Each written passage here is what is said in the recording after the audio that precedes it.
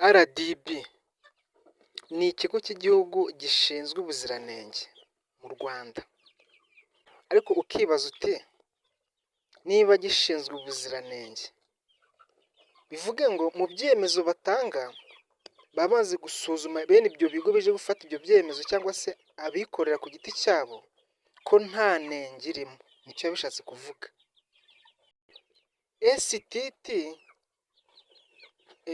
nk'ikigo cyinjiye mu Rwanda gishaka ngo bagereze ibyangombwa bibemera gukora, ubwo bari basuzumye neza basanga nacyo gishobora kuba kidafite inenge, ariko mu mikorere yabo bivuge ko hari inzego zidakorana mu Rwanda.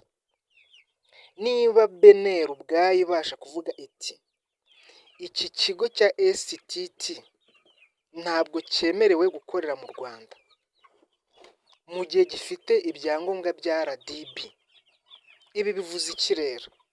Bivuze ko habaho kudakorana kw'izi nzego. Buriya abaturage benshi bari mu kababaro ndetse n'agahinda kenshi cyane mu bantu bashoye amafaranga muri STT. Burya iyo uri umuyobozi ukajya hariya, abaturage benshi iyo ushyigikiye igikorwa, abenshi nyine abaturage bizera umuyobozi kuko baba bazi ko umuyobozi ikintu agiyemo nyine aba ari ukuri, bituma babasha kumwumva ko bamwumva vuba. Rero ibyo ababwiye abayobozi, iyo babwiye abaturage, buriya abaturage ni abana beza barabyumva cyane.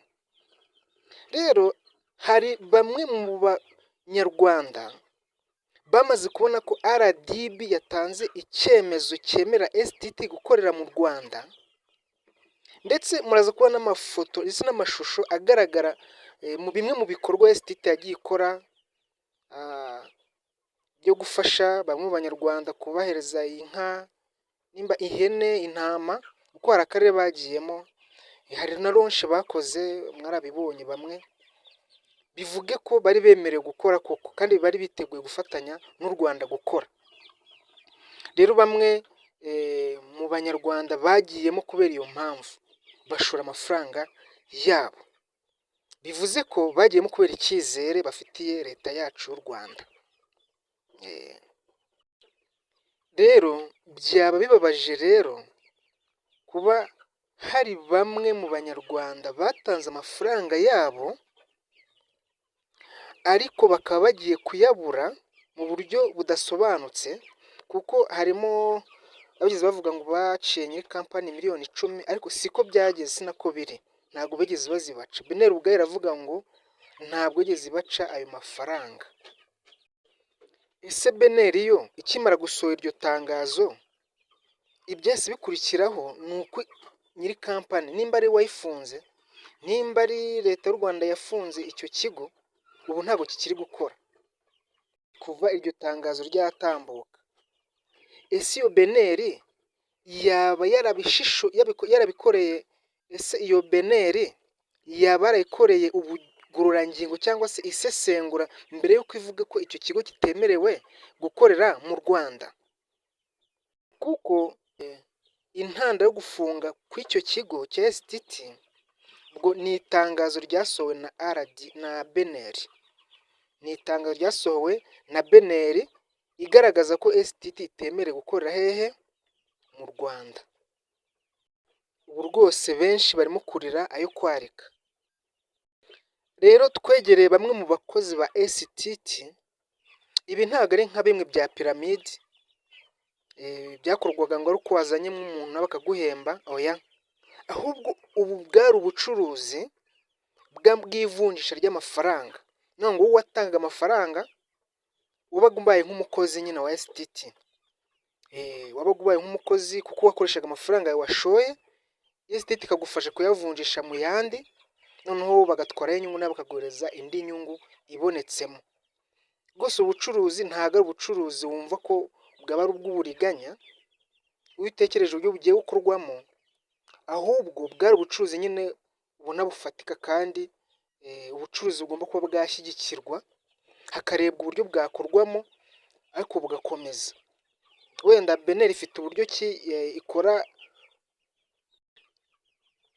mu bijyanye no kureba uko ifaranga rihagaze no kugira ngo wenda ridatakaza agaciro, na RDB ifite uburyo ikora, ariko ibyo bigo byakagombye gukorana ndetse bagakorana n'abo bantu ariko badahombeje abanyarwanda, kuko abanyarwanda ni ababo, nibakore ubushoboka byose ibi bintu bigende ku murongo. Murabizi abanyarwanda bifuza nyine nabo kunguka, gusa ntawapfa kwishoramo ibikorwa. Ntekereza ko wenda ababyishoramo bamaze kubonamo isomo. Bamwe rero bagiye bazi piramide icyo ari cyo, bagiye bayibuza n'abantu, ariko bakimara kubona ko hari ibyemezo bigaragara byemewe byahawe iyi kampani, byatumye benshi bashora nk'aho byemewe.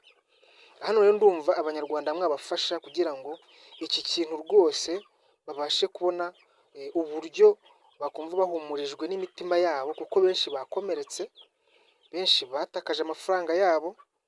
Rwose nimubafashe murebe ukuntu iki kintu cyagenda neza, kuko ntekereza ko nk'uyu muntu waje gusaba ibyangombwa muri RDB aturutse hanze, bivuge ko nawe hari ibyo agomba kuba asabwa kugira ngo agaragaze yuko niharamuka habayeho wenda igihombo, nawe hari indi nyishyu cyangwa se ukundi kuntu yabyitwaramo, ariko bitabangamiye abo bantu aje gushoramo imari. Ngira ngo ibyo bintu biba byaragenzuwe.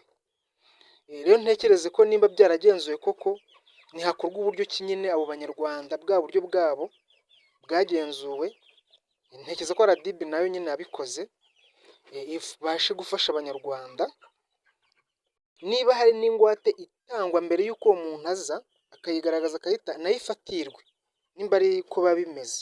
Kandi nimba ari nta nayo yanakurikiranwa, kuko afite aho aturuka hazwi, ariko kuko nyine aramutse agiye gutyo, kuko abenshi sisiteme yari ifunze, baramubaza ntabasubiza, abenshi ntibanazi n'aho yaturutse, nta bushobozi afite bwo kujyayo.